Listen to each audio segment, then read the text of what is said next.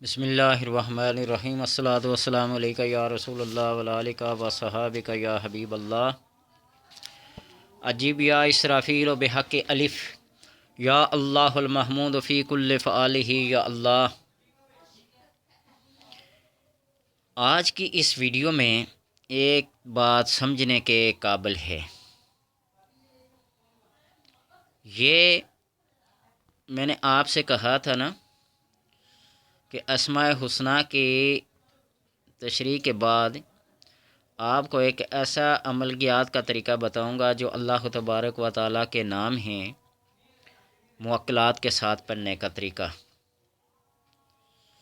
ایک ظاہری موکل ہوتا ہے اور ایک باطنی موکل ہوتا ہے، یعنی مثال سے یہ سمجھے کہ میرے نام کا پہلا حرف صاد اور آخری حرف قاف ہے۔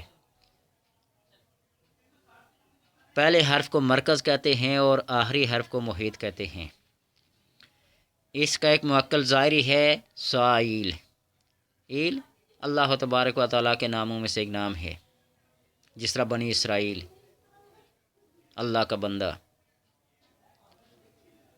اور ایک باطنی موکل ہے جمائل۔ یہ اہل فن و ہنر جانتے ہیں کہ موکلات نکالنے کا طریقہ کیا ہے۔ حروف کی بحث میں جب جائیں گے نا تو پھر آپ کو پتہ چلے گا۔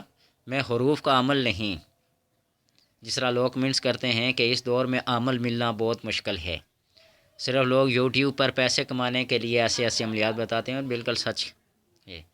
لیکن اللہ کا کرم ہے کہ میں نے کبھی کسی کو دھوکے میں نہیں رکھا، اور نہ ہی یوٹیوب پر پیسے کمانے کی لالچ سے میں یہ کام کر رہا ہوں۔ اللہ کی رضا میری نظر میں ہے، میری نیت میں ہے،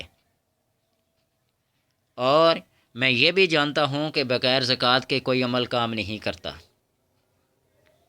زکوٰۃ کا نصاب کیا ہے، کس حرف کی کیا زکوٰۃ ہے، کس آیت کی کیا زکوٰۃ ہے۔ ایک بندہ سورہ یاسین کی زکوٰۃ ادا کرنا چاہے تو کتنے دن لگیں گے، کتنے سال لگیں گے، کتنے مہینے لگیں گے۔ کوئی ایک آدھ جملہ ہو، ایک آدھ حروف ہو، ایک آدھ لفظ ہو، ایک آدھ کوئی نام ہو تو پھر کہیں گے اس کو لاکھوں کے حساب سے پڑھیں، اس کو کروڑوں کے حساب سے لیں، اپنے نام کے اعداد کو 4 سے ضرب دیں، جتنے حاصل عدد ہوگا اتنے پڑھیں اتنے پڑھیں۔ کہتے کیا ٹائم ہے، کتنا وقت ہے اس بندے کے پاس کہ وہ ساری زندگی اسی پہ لگا رہے گا۔ اور میرے پاس ایک ایسا طریقہ ہے، ایک ایسی بات ہے، میں بغیر زکوٰۃ کے بھی آج تک جس کو بھی جو عمل بتایا ہے بغیر زکوٰۃ کے بتایا ہے، اور اللہ تبارک و تعالیٰ کا کرم ہے کہ اس نے عمل کر دکھایا ہے۔ یہ میں فخر سے نہیں کہتا، یہ میں اللہ تبارک و تعالیٰ کے کرم کو ملحوظ خاطر رکھ کے کہتا ہوں کہ میری نیت اخلاص، فلاح، بلائی، گمراہی سے لوگوں کو بچانا۔ میں نے 2 علماء کو، ایک کی عمر 45-46 سال ہے اور دوسرے کی 70 اور 65 کے درمیان ہے۔ مجھے نہیں پتا کہ پہلے یہ جملہ کس نے کہا، میں نام بھی نہیں لوں گا۔ اور ان کے اجتماع میں لوگ لاکھوں کے حساب سے آتے ہیں، جمع ہوتے جاتے ہیں، اٹھنے کا کوئی نام ہی نہیں لیتا۔ تو کسی نے سوال کیا کہ کون سا اسم اعظم پڑھ کر آپ اپنا واز شروع کرتے ہیں، لوگ اٹھنے کا نام ہی نہیں لیتے۔ تو انہوں نے کہا واللہ باللہ تاللہ میں کوئی اسم اعظم پڑھ کر تقریر نہیں کرتا، میری اسم اعظم صرف اللہ کی رضا ہے۔ اور دوسرے مولانا صاحب نے بھی یہ کہا، اور میرے مسلک کے مطابق میرے پسند کے وہ ہیں، انہوں نے کہا کہ ہماری رضا اللہ تبارک و تعالیٰ کی رضا ہے، ہمارا یہ مشن ہے، ہمارا یہ تبلیغ کا مشن ہے اللہ تبارک و تعالیٰ کی رضا۔ تو اس لیے کوئی اسم اعظم پڑھ کر ہم تقریریں نہیں کرتے، تبلیغ نہیں کرتے، واض و خطاب نہیں کرتے۔ تو میں اس نظریے سے کہہ رہا ہوں کہ میرے پاس یہ عمل ہے کہ میں بغیر زکوٰۃ کے بھی جس کو جو بتاتا ہوں اللہ تبارک و تعالیٰ کرم کرتا ہے کہ اس کا کام ہو جاتا ہے۔ جس طرح بندے لوگ مجھے کمنٹ کر کہتے ہیں جی زکوٰۃ ادا کرنا بڑی مشکل ہے، جی اس دور میں حروف کا عمل ملنا بڑا مشکل ہے، جی یوٹیوب پہ پیسے کمانے کے لیے لوگ ایسے کرتے تو ہاں ٹھیک ہے نا، پیسے کمانے، پیٹ بھرنا ہے، کیا کرنا ہے۔ ہر بندے کی اپنی ایک نظر ہوتی ہے، اپنی ایک سوچ ہوتی ہے، جس زاویے سے جس اینگل سے وہ سوچے گا۔ اللہ تبارک و تعالیٰ کے فرمان میں ہے نا اندہ ظن عبدی، میں اپنے بندے کے ظن کے، اس کے یقین گمان کے پاس رہتا ہوں، جس طرح وہ مجھے گمان کرتا ہے میں اس کے ساتھ وہی معاملہ کرتا ہوں۔ تو میرا اللہ کے ساتھ یہ ظن ہے میں اس سے جو مانگوں گا مجھے دیتا ہے، وہ عطا کرتا ہے۔ میں لوگوں کو جو بتاتا ہوں، اللہ تبارک و تعالیٰ کا کرم ہے کہ کمنٹس پڑھ کے دیکھیے گا لوگوں کے، اور میں ان لوگوں کا شکر گزار ہوں جو مجھے حسن ظن کی وجہ سے پسند کرتے ہیں اور میرے الفاظ کو تائیدانہ طور پر کمنٹس کرتے ہیں، آپ کی باتیں اچھی ہیں، آپ کا انداز اچھا ہے، آپ کی یہ بات، میں ان کو شکریہ کا لفظ ہی واپس کبھی لکھ کے نہیں بھیجا۔ یہ ان کا حسن ظن ہے جس کی وجہ سے میں آج لاکھوں میرے ویورز ہیں، سینکڑوں میرے سبسکرائبر ہیں، میں ان کا مشکور ہوں نا، جو مجھے دیکھتے ہیں، سنتے ہیں۔ مجھے زکوٰۃ سے، مجھے کن چیزوں سے اس کوئی غرض نہیں ہے، لوگ جیسے کمنٹس کریں ان کی اپنی ایک سوچ ہے، ان کی اپنی ایک رائے ہو سکتی ہے۔ تو لہٰذا جو طریقہ میں آپ کو بتانے لگا ہوں، اس طریقے سے جب آپ کوئی عمل کریں گے نا تو بے خطر بھی ہے، بے ضرر بھی ہے، اور اس سے موکلات بھی جلد مانوس ہو جاتے ہیں، اور جب موکلات مانوس ہو جاتے ہیں تو بندہ اس عمل کی قبولیت کے لیے کوئی اتنی محنت اور کوشش نہیں کرنی پڑتی۔ اس لیے کہ انسان جب نفس کے بہکاوے میں آ کر، شیطان کے بہکاوے میں آ کر کوئی کام کرتا ہے نا تو وہ رائے راستے ہٹ جاتا ہے، اور جب ان موکلات کو ایک اپنا ایک آسرا، ایک سہارا، ایک سیڑھی بنا کر کریں گے نا تو اللہ کے نام کے موکلات ہیں، میں پھر ان پہ بحث کروں گا بہت زیادہ ہے۔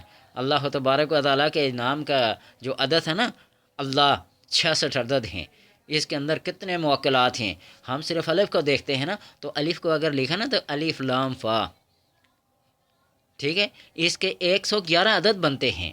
ہم تو صرف الف کو ایک ہی شمار کر لیتے ہیں نا، جس طرح حروف ابجد کے لحاظ سے، علم الاعداد کے لحاظ سے نا، لیکن اگر اس کو مکتوبی لحاظ سے، ملفوظی اور مکتوبی دو یاد رکھنا، تو الف کے عدد جو بنتے ہیں 111 بنتے ہیں، فا کے 80 ہو گئے، لام کے 30 ہو گئے، اور الف کا 1 ہو گیا، سمجھے؟ اسی طرح با کے، اسی طرح غین کے، غین یہ نون، یہ عدد بنے گے، یہ بھی ہوگی، نون بھی ہوگا، غین تب ہوگا۔ تو اس لحاظ سے جو میں بتا رہا ہوں، اس لحاظ سے جب آپ پڑھیں گے نا تو بے خطر بھی، بے ضرر بھی آپ اسے کیا کریں گے، پڑھیں گے، ٹھیک ہے۔ اور ان موکلات کا، جس طرح اللہ تبارک و تعالیٰ کا نام ہے نا اللہ، تو الف ظاہری طور پہ اس کا موکل ہے آئل، اور آگے اس کا جب آخری حرف ہوگا تو الف کا 12واں حرف آ جا کے آئے گا۔ موکلات جب بناتے ہیں تو قاعدہ کلیہ کہیں سے سیکھ لینا، دیکھ لینا، پوچھ لینا، تو 12واں حرف سین ہے، تو اس کا پھر اسرافیل بنے گا۔ موکل کیا بنے گا؟ اسرافیل۔ عجب یا اسرافیل و بحق الف یا اللہ المحمود و فی کل فعالہ یا اللہ۔ اس عظیمت کو، اس کلام کو، اس جملے کو، اس آیت کو، جو بھی سمجھ لیں، اس کو جب آپ پڑھیں گے تو اللہ تبارک و تعالیٰ اس کے اندر وہ کمالات پیدا کر دیتا ہے اپنے موکلات کے لحاظ سے، اپنی حکمت کاملہ کے لحاظ سے، کہ انسان جس چیز کے لیے دعا کرتا ہے اور ایک چیز کیا ہو جاتی ہے، بندہ مستجاب الدعوات ہو جاتا ہے۔ پانی، بارش کے برسنے کے لیے دعا کریں گے، بارش برسے گی، سورج کو نیچا لانے کے لیے کریں گے، سورج اتر آئے گا، اور اگر سورج نہ اترائے تو میرے کہنے کا یہ مطلب نہیں ہے کہ میں اپنی بات میں غلط ہوں۔ اللہ تبارک و تعالیٰ نے فرمایا سخر لکم ما فی السماوات و ما فی الارض، اللہ نے تمہارے لیے کائنات کے اندر، زمین و آسمان میں جو ہے تمہارے لیے مسخر کر دیا۔ اور یہ تسخیر کا مطلب کیا ہے؟ ایک بندہ تیراکی جانتا ہے، وہ تیراکی کرتا ہے، پانی میں ڈبکیاں لگاتا ہے، تیرتا ہے، گوتے لگاتا ہے، جو کرتا ہے اسے کچھ بھی نہیں ہوتا، اس لیے کہ وہ اس کا فن ہے، اس نے پانی کو مسخر کر لیا۔ ایک آدمی انجینئر ہے، لوہے کو پگھلا کر، جس طرح داؤد علیہ السلام ہاتھوں سے لوہے کو یوں مروڑ کے کڑیاں بنا لیتے تھے، زنجیریں بناتے تھے، اسی طرح پائلٹ ہے، انجینئر ہے، بور کرنے والے ہیں، کنواں کھودنے والے ہیں، اللہ نے تبارک و تعالیٰ نے اس کو فن دیا ہے، تو یہ ان کے لیے تسخیر ہی ہے نا۔ تو جب مادیت کے لحاظ سے ایک بندہ کسی چیز کو تسخیر سکتا، اپنی مرضی کے مطابق سانچے میں ڈھال سکتا ہے، تو اللہ تبارک و تعالیٰ کا نام لے کر، اس کی کلام کو پڑھ کر، اس کو اپنے سانچے میں اپنی مرضی کے مطابق کیوں نہیں بنا سکتا؟ اسی کو تسخیر کائنات کہتے ہیں۔ اور ہمارے اسکول کے ایک ٹیچر تھے، اسکول فیلو تھے، میرے ساتھ کے پڑھانے والے تھے، ٹیچر تھے، تو وہ فزکس، کیمسٹری وغیرہ پڑھاتے تھے، اور کہتے تھے کہ جو بندہ ایم ایس سی فزکس کر کے کافر رہ جائے تو آپ یہ سمجھیں کہ اللہ تبارک و تعالیٰ نے اس کی قسمت میں کفر ہی لکھا ہے، وہ مسلمان نہیں ہو سکتا۔ اس لیے کہ یہ ایک علم ایسا، فزکس ایک پریکٹیکل، ایک ایسا کر کے بندے کو مجبور کر دیا، بندہ ماننے کو مجبور ہو جاتا ہے، سننے کو، جس طرح یہ ریکارڈنگ ہو رہی ہے، کہاں بیٹھے لوگ دیکھ بھی رہے ہیں، سن بھی رہے ہیں، ایک سیکنڈ کے اندر کہاں سے کہاں بات پہنچ جاتی ہے، بندہ دیکھ بھی لیتا ہے، سن بھی لیتا ہے۔ یہ تسخیر نیت اور کیا ہے؟ ٹیلی پیتھی کا علم ہے وہ کیا ہے؟ تسخیر نیت اور کیا ہے؟ لوگوں کے دماغوں کو اپنے کنٹرول میں کر لینا، بڑے بڑے ہوائی جہازوں کو اغوا کرا لینا، یہ کر لینا، وہ کرنا۔ سسپینس ڈائجسٹ میں آپ پڑھتے ہوں گے بہت ساری کہانیاں، جھوٹ ہیں یا سچ ہیں مجھے اس سے غرض نہیں ہے، لیکن ایک بات ہے کہ آخر ایک علم تو ہے نا جس کی وجہ سے لوگ کیا کرتے ہیں، فائدہ حاصل کر رہے ہیں، سمجھے نا؟ تو یہ اگر روحانیت اور مادیت کا کمپیریزن کریں گے، ان دونوں کا موازنہ کریں گے، تو میں تو کہتا ہوں کہ روحانیت کو کئی سو گنا، کئی 100% کیا ہوتی ہے، فوقیت حاصل ہے۔ مادیت اس کے سامنے کیا ہے؟ تو لہٰذا پانی برسانا چاہیں، یعنی بارش برسانا چاہیں، سورج کو بلانا چاہیں، یا درخت کو بلانا چاہیں، یا کسی کو بھی، شمس تبریز کی بات ہے، میں نہیں سمجھتا کہ سچ ہے یا جھوٹ ہے، کتابوں میں لکھا ہوا ہے، مولانا روم کے وہ مرشد تھے یا کوئی اور تھے، لیکن وہ ایک گوشت کی بوٹی پکانے کے لیے سورج کو اشارہ کیا تھا نا کہ نیچے آ جائے، تو کیا میں اس دور میں موجود تھا؟ میرے ہم عصر موجود تھے؟ کتنے 100 سال پہلے کی بات ہے۔ موجودہ دور کا کوئی بندہ بھی تو اس شمس تبریز کے دور میں نہیں تھا۔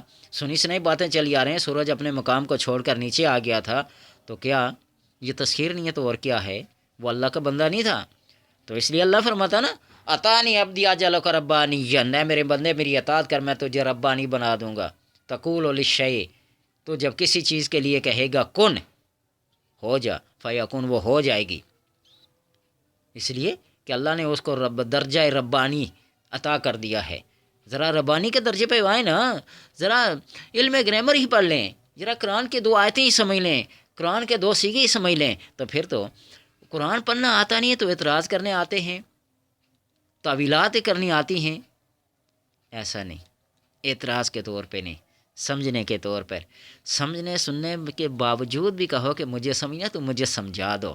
جب بحث مباحثے پہ اتر آئے گے نا، تو ادھر بھی قرآن ہوگا، ادھر بھی قرآن ہوگا، ادھر بھی حدیث ہوگی، ادھر حدیث، کس کس کو بانو گے، کس کس کو رد کرو گے، کس کس کو جھٹلاؤ گے؟ ایسے نہیں، جو بات ہے سمجھنے کے قابل ہے اس کو سمجھو۔ اب یہ نہیں ہے کہ تمہاری سمجھ آ گئی تو اس سے آگے اور سمجھ نہیں ہے، اس سے آگے بھی جاؤ، اس سے آگے بھی جاؤ، ستاروں کے آگے جہاں اور بھی ہیں، سمجھے نا؟ تو اس لیے اس عبارت کو پڑھو، اور اس کے پڑھنے کا طریقہ ہے عجیب یا اسرافیل بحق الف یا اللہ المحمود و فی کل فعال ہی، اس کو زبر کے ساتھ ہی فے کے اوپر زبری پڑھیں گے تو اعمال حسنہ، تمام نیک عادات اور اخلاق اچھے سے اچھے ہوں گے، اور اگر اس کو زیر کے ساتھ پڑھیں گے فعال ہی، تو کام تو چل جائے گا، لیکن اس میں کسی دشمن کے زیر کرنے کے لیے، کسی کو نقصان پہنچانے کے لیے، ضرر اور جناب نقصان پہنچانے کے لیے کریں گے تو نہیں، رجت کا سبب بنے گے۔ جب عملیات کے میدان میں آتے ہیں تو کسی کو انتقام کا نشانہ نہ بنائیں، کسی کو ذلت اور رسوائی کا سامنا نہ کرنا پڑے، تمہاری ذات کی وجہ سے کسی کو نقصان پہنچے تو پھر تم عامل تو نہ ہوئے نا، تم کامل تو نہ ہوئے نا۔ عمل کے ساتھ کامل ہونا اور کامل کے ساتھ عمل ہونا ضروری ہے، سمجھے؟ لہٰذا عمل بنتے ہو تو عمل کا کام ہے کہ اخلاق حسنہ کو اپناتے ہوئے احکامات خداوندی پہ کیا کرے؟ عمل کرے۔